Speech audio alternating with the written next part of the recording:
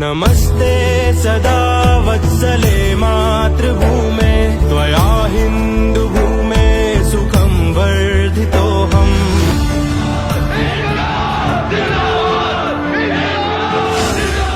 आजादी के आंदोलनों में राष्ट्रीय स्वयंसेवक संघ की महत्वपूर्ण भूमिका रही है। ये अलग बात है कि संघ की स्थापना के बाद से ही संगठन को श्रेय लेने की आदत कभी नहीं रही, लेकिन इस बारे में समाज में एक सुनियोजित साजिश के तहत तरह तरह की भ्रांतियां फैलाई जाती रही हैं। डॉक्टर हेडगेवार पूर्णतया देश के सार्वजनिक जीवन में सक्रिय थे और कहीं न कहीं इन सब कार्यक्रमों के माध्यम से उनका देश के मूर्धन्य चिंतकों से कहीं न कहीं संपर्क आया था। वो क्रांतिकारकों का भी काम उन्होंने किया, उस समय स्वतंत्रता आंदोलनों में भी सहभागी हुए। एक ही उनका था देश को जागरूक करना। भारतीय स्वाधीनता आंदोलनों में राष्ट्रीय स्वयंसेवक संघ का कितना अहम योगदान रहा है, ये समझने से पहले राष्ट्रीय स्वयंसेवक संघ के सह सरकार्यवाह डॉक्टर मनमोहन वैद्य का ये महत्वपूर्ण विचार सुन लेते हैं।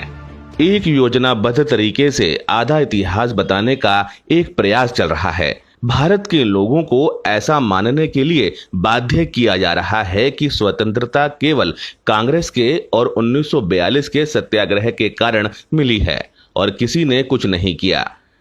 यह बात पूर्ण सत्य नहीं है। सारा श्रेय एक ही आंदोलन या पार्टी को देना यह इतिहास से खिलवाड़ है, अन्य सभी के प्रयासों का अपमान है। स्वाधीनता संग्राम में संघ के योगदान की बात करनी है तो राष्ट्रीय स्वयंसेवक संघ के आद्य सरसंघचालक डॉक्टर केशव बलिराम हेडगेवार से ही करनी पड़ेगी। रानी विक्टोरिया के राज्यारोहण के हीरक महोत्सव में स्कूल में बांटी गई मिठाई बालक केशव ने ना खाकर कूड़े में फेंक दी। यह था उनका अंग्रेजों के प्रति गुस्सा और आक्रोश। हम उनको जन्मजात देशभक्त कहते, क्योंकि बहुत छोटे थे, प्राइमरी स्कूल में थे, उस समय से ऐसा दिखता था। विक्टोरिया रानी के राज्यारोहण समारंभ की जुबिली भारत में हुई। ब्रिटिशों का राज्य था तो सभी स्कूलों में वगैरह कार्यक्रम होने अनिवार्य थे, वो हुए। इनके भी स्कूल में हुआ। ये तीसरी क्लास में पढ़ते थे और उस निमित्त मिठाई बांटी गई, तो उस मिठाई को लेकर इन्होंने कचरे में फेंक दिया। इसलिए शिक्षक ने उनको पूछा कि तुमको मिठाई अच्छी नहीं लगती, कूड़ेदान में फेंक दी। तो इन्होंने उत्तर दिया कि हमारा अपना राज्य छीनकर हमको गुलाम बनाने वालों के राज्यारोहण समारोह की मिठाई हमारे लिए मिठाई कैसे हो सकती, और ये दिन हमारे लिए उत्सव का दिन कैसे हो सकता है, ये तो शोक का दिन है। 1907 में रिजले सेकुलर नाम से वंदे मातरम के सार्वजनिक उद्घोष पर फिरंगी हुकूमत ने अन्यायपूर्ण पाबंदी लगा दी। विरोध में केशव ने अपने नील सिटी विद्यालय में सरकारी निरीक्षक के सामने अपनी कक्षा के सभी विद्यार्थियों द्वारा वंदे मातरम उद्घोष करवा दिया। Who is ruling India?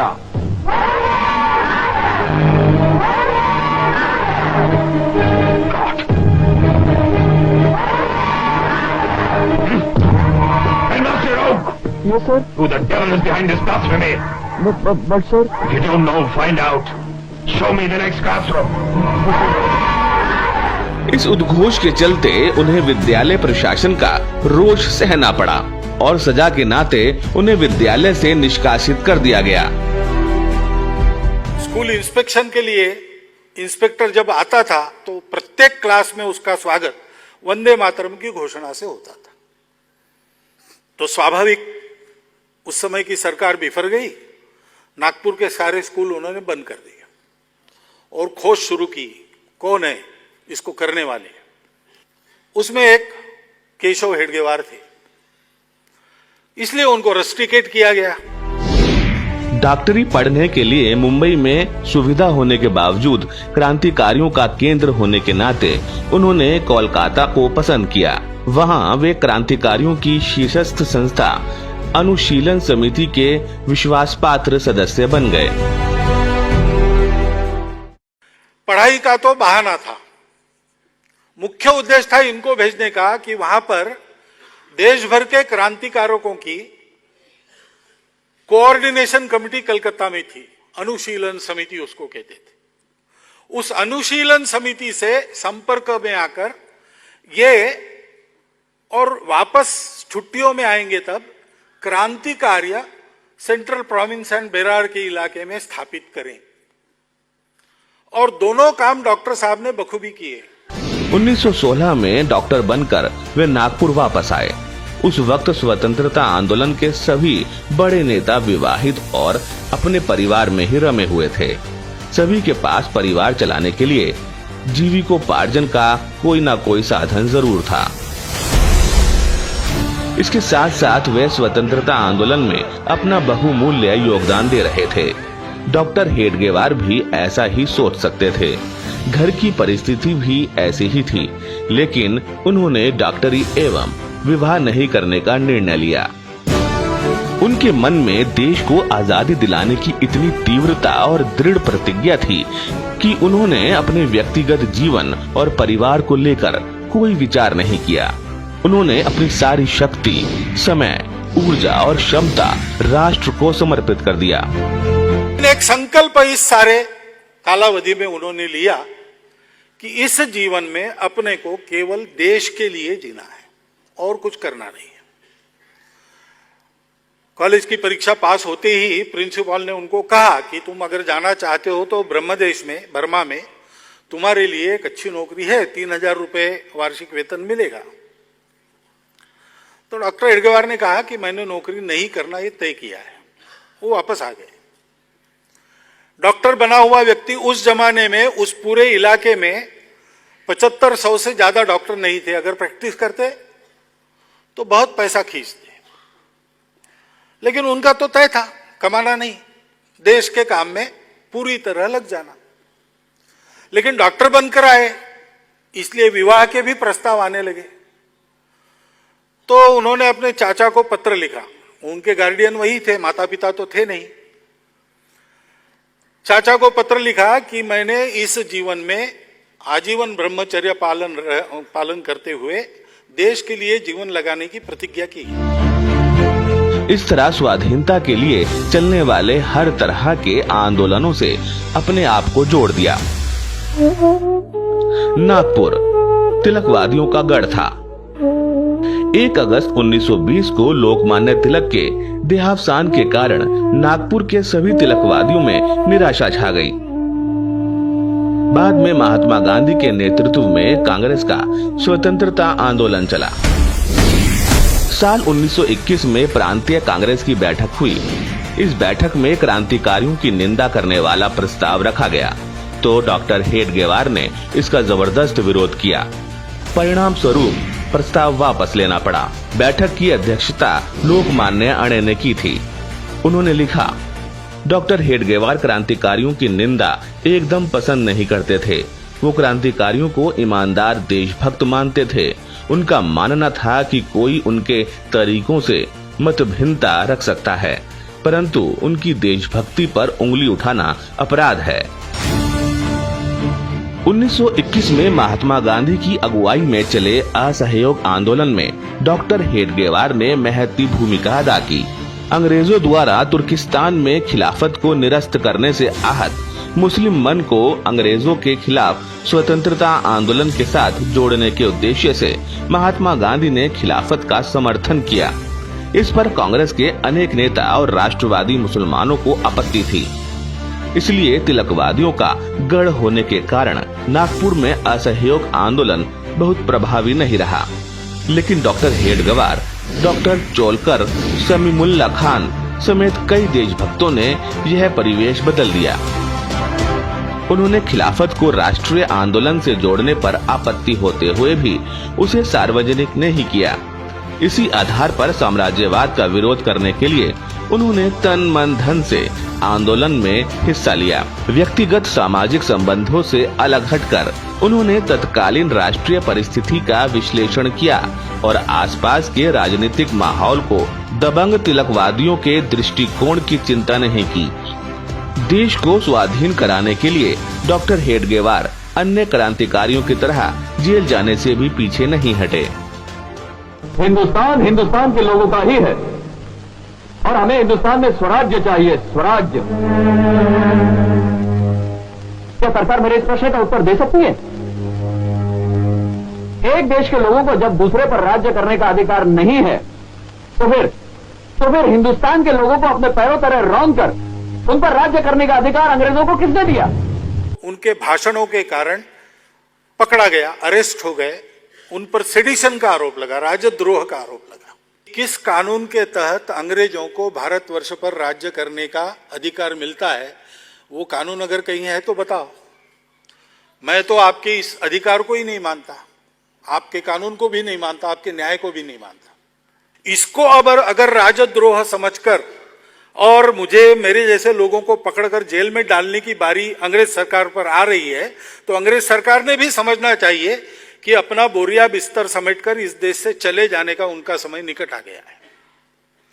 तो जज ने उनको 1 वर्ष सश्रम कारावास की सजा देते समय कहा कि जिन भाषणों के कारण इन पर आरोप लगा है उससे ज्यादा ज्वालाग्राही भड़काऊ भाषण इनका ये बचाव का भाषण। डॉक्टर साहब पर चले राजद्रोह के मुकदमे में उन्हें 1 वर्ष का कारावास सहना पड़ा। वे 19 अगस्त 1921 से 11 जुलाई 1922 तक कारावास में रहे। जेल से बाहर आने के बाद 12 जुलाई को उनके सम्मान में नागपुर में एक सार्वजनिक सभा का आयोजन किया गया। समारोह में प्रांतीय नेताओं के साथ साथ कांग्रेस के अन्य राष्ट्रीय नेता हकीम अजमल खां, पंडित मोतीलाल नेहरू, राजगोपालाचारी, डॉक्टर अंसारी विट्ठल भाई पटेल समेत अनेक नेता डॉक्टर हेडगेवार का स्वागत करने के लिए मौजूद थे। जेल से छूटने के बाद उनकी एक अभिनंदन सभा हुई जिसकी अध्यक्षता मोतीलाल नेहरू कर रहे थे।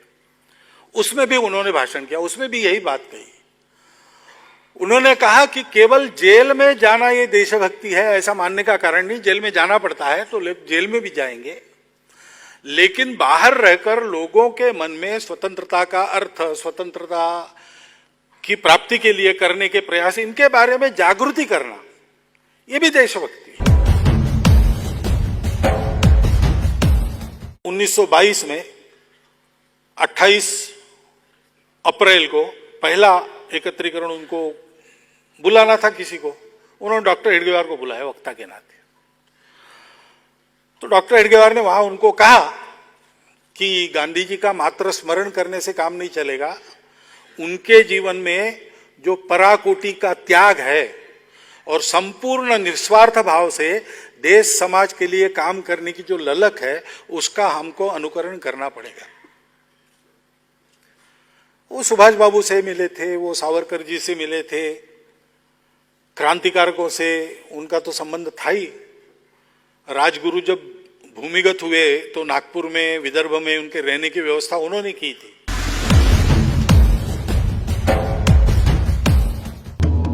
लोकमान्य तिलक पर डॉक्टर हेडगेवार की अनन्य श्रद्धा थी।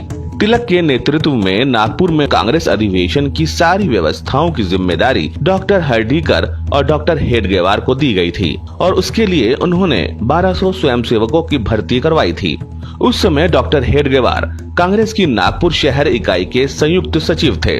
इस अधिवेशन में कांग्रेस की प्रस्ताव समिति के सामने डॉक्टर हेडगेवार ने ऐसे प्रस्ताव का सुझाव रखा था कि कांग्रेस का उद्देश्य भारत को पूर्ण स्वतंत्र कर भारतीय गणतंत्र की स्थापना करना और विश्व को पूंजीवाद के चंगुल से मुक्त करना होना चाहिए। पूर्ण आजादी का उनका सुझाव कांग्रेस ने 9 बरस बाद 1929 के लाहौर अधिवेशन में स्वीकार कर लिया। लाहौर अधिवेशन जो कि 1929 के अंत में और 30 के 1 जनवरी हुआ था, उस अधिवेशन में यह स्वीकार किया गया और यह प्रस्ताव पारित किया गया पूर्ण स्वातंत्र्य का। उस बात को कांग्रेस को स्वीकार करने में 9 साल लग गए। पूर्ण स्वाधीनता का सुझाव माने जाने से आनंदित होकर डॉक्टर साहब ने संघ की सभी शाखाओं में 26 जनवरी 1930 को कांग्रेस का अभिनंदन करने की सूचना दी थी।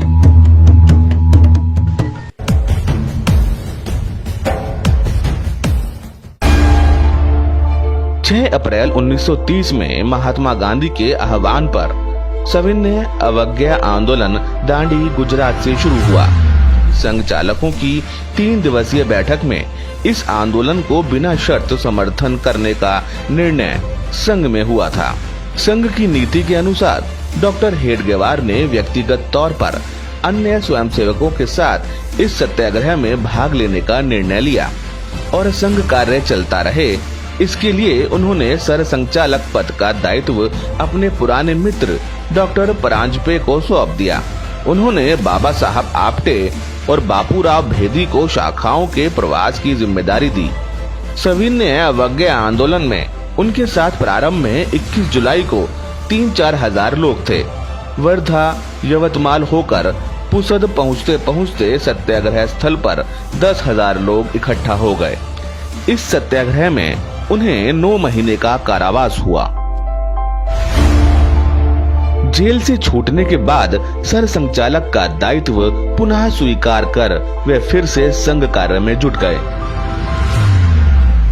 इस वर्ष के अपने इस वर्ग में मैं अपने सामने मानो संपूर्ण हिंदू राष्ट्र की छोटी सी प्रतिमा देख रहा हूं।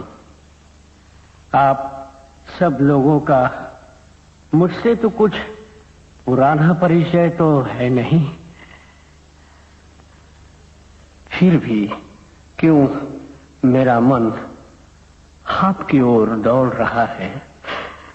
संघ के बाहर के लोगों को देश की उन्नति का सच्चा मार्ग दिखाना यह हमारा ही कर्तव्य है। हमारे इस कार्य को करते रहते ही स्वर्णिम दिवस का उदय होगा।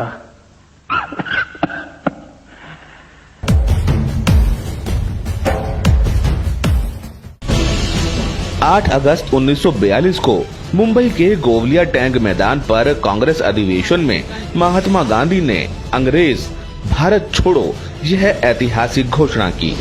महाराष्ट्र के अमरावती, वर्धा और चंद्रपुर में विशेष आंदोलन हुए। यहाँ के आंदोलन का नेतृत्व कांग्रेस के उद्धवराव कोरेकर और संघ के अधिकारी दादा नाइक, बाबूराव बेगड़े, अण्णाजी सिरास ने किया। इस आंदोलन में अंग्रेजों की गोली मारने से बालाजी रायपुरकर का बलिदान हो गया। कांग्रेस और संघ स्वयंसेवकों ने मिलकर 1943 के चिमूर में भारत छोड़ो आंदोलन को एक गति प्रदान की। अंग्रेजों के खिलाफ हुए इस संघर्ष में 125 सत्याग्रहियों पर मुकदमा चला और बड़ी संख्या में स्वयंसेवकों को जेल की सजा भुगतनी पड़ी। देश में चले इस आंदोलन में स्थान स्थान पर संघ के वरिष्ठ कार्यकर्ता, प्रचारक स्वयं की प्रेरणा भारत छोड़ो आंदोलन का हिस्सा बन गए।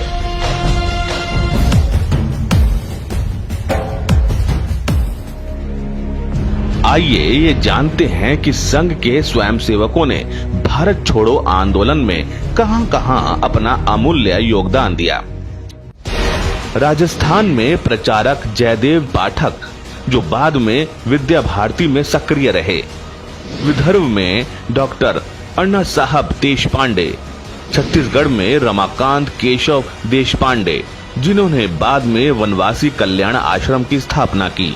दिल्ली में वसंतराव ओक, जो बाद में दिल्ली के प्रांत प्रचारक रहे। पटना में वहां के प्रसिद्ध वकील कृष्ण वल्लभ प्रसाद नारायण सिंह, जो बाद में बिहार प्रांत संचालक रहे। दिल्ली में चंद्रकांत भारद्वाज, जिनके पैर में गोली धंसी और जिसे निकाला नहीं जा सका।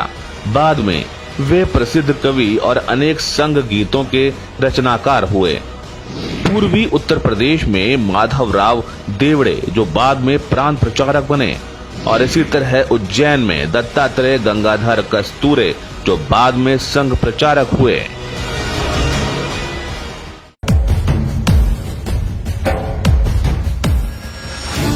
अंग्रेजों के दमन के साथ साथ एक तरफ सत्याग्रह चल रहा था तो दूसरी तरफ अनेक आंदोलनकर्ता भूमिगत रहकर आंदोलन को गति और दिशा देने का कार्य कर रहे थे। ऐसे समय भूमिगत कार्यकर्ताओं को अपने घर में पनाह देना किसी खतरे से खाली नहीं था। 1942 के भारत आंदोलन के समय भूमिगत आंदोलनकर्ता अरुण आसफ अली दिल्ली के प्रांत संचालक लाला हंसराज गुप्त के घर रही थी और महाराष्ट्र में सतारा के उग्र आंदोलनकर्ता नाना पाटिल को भूमिगत स्थिति में औंध के संचालक पंडित सातवलेकर ने अपने घर में आश्रय दिया था। ऐसे तमाम और नाम हो सकते हैं। उस समय इन सारी बातों का रिकॉर्ड रख पाना संभव नहीं था। संघ के संबंध में कोट चरण बढ़ रहे थे की ओर निरंतर, कोट चरण बढ़ रहे थे की ओर निरंतर, केशव के आजीवन तप की यह पवित्रतम धारा, सात सहस ही नहीं करेगा इससे भारत सारा। यह नवगंगा तोड़ चली है बाधाओं की कारा, एक जन्म क्या यहाँ फूल पशुबल ने सिर दे मारा, ढूंढ नहीं कोटि हृदयों में इसकी धार प्रबल है, इसे बांध रखने का पापी यत्न हुआ निष्फल है। तोड़ हिमालय चीर जटाए चली सिंधु की ओर, नगर ग्रामपुर डगर डुबाती इसका ओर न छोड़, किसने ऐसा दूध पिया जो रोके गति तूफानी, यह जीवन का ज्वार चली बनाती प्रखर जवानी, युवक हार जाते हैं लेकिन यौवन कभी न हारा। एक निमिष की बात नहीं है जिन संघर्ष हमारा, पृथ्वीराज की आंखें जाती स्वप्न न उनके जाते, भर जाते हैं खाओ दाग पर सदा मिट रह जाते, यह जनगंगा जनजीवन का कलमश कलुष बहाती, जो डूबा तो पार हो गया मुक्त लुगाती जाती, मृत में जीवन और जीवितों में ज्वाला सुलगाती, भ्रष्ट भद्र माँ के मंदिर को पुनः पवित्र बनाती, इसके सम्मुख सम्राटों के मस्तक नत होने को, इसके तट पर राज्य बिगड़ने को बनने को, पुण्य पूर्वजों के पौरुष का यह प्रतिफल है, पुण्य पूर्वजों के पौरुष का यह प्रतिफल है, सृष्टिकाल का स्नेह प्रलय का हाकुल जल है, कोटि बिंदु बह रहे सिंधु का आगम रूप धर, कोटि चरण बढ़ रहे थे की ओर। यह परंपरा का प्रवाह है कभी न खंडित होगा, यह परंपरा का प्रवाह है कभी न खंडित होगा, पुत्रों के बल पर ही माँ का मस्तक मंडित होगा, वह कपूत है जिसके रहते माँ की दीन दशा हो। इस तरह देश की आजादी के आंदोलनों में राष्ट्रीय स्वयंसेवक संघ आद्य सरसंचालक डॉक्टर केशवराव बलिराम हेडगेवार और बड़ी संख्या में स्वयंसेवकों का महत्वपूर्ण योगदान रहा है। नमस्ते सदा वत्सले मातृभूमे, नमस्ते सदा वत्सले मातृभूमे, त्वया हिंद